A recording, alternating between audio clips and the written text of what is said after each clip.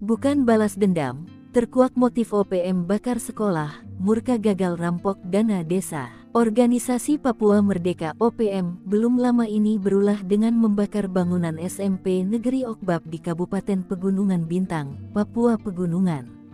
Usut punya usut, aksi itu terjadi karena anggota OPM emosi tidak kebagian dana desa. OPM membakar gedung sekolah satu atap, yakni SD, SMP dan SMA di Kampung Borban, Distrik Okbab, Kabupaten Pegunungan Bintang, Sabtu 13/7 sekitar pukul 11.30 waktu Indonesia Timur.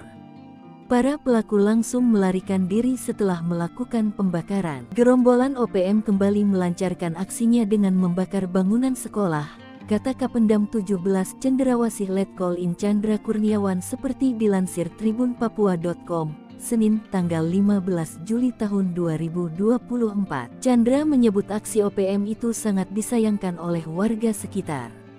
Pasalnya, sekolah yang dibakar tersebut digunakan anak-anak untuk memperoleh pembelajaran. Belakangan diketahui aksi itu diduga karena OPM kelompok Ananias Ati Mimin tidak mendapatkan dana desa. OPM gagal mendapatkan bagian dari uang dana desa Borban, kata Panglima Kogabu Wilhan III, Letjen TNI Richard T.H. Tampu Bolon dalam keterangannya, Sabtu tanggal 20 Juli tahun 2024. Richard mengatakan anggota OPM yang emosi kemudian mengambil paksa uang biaya penerimaan siswa tahun ajaran baru karena tidak mendapatkan dana desa tersebut.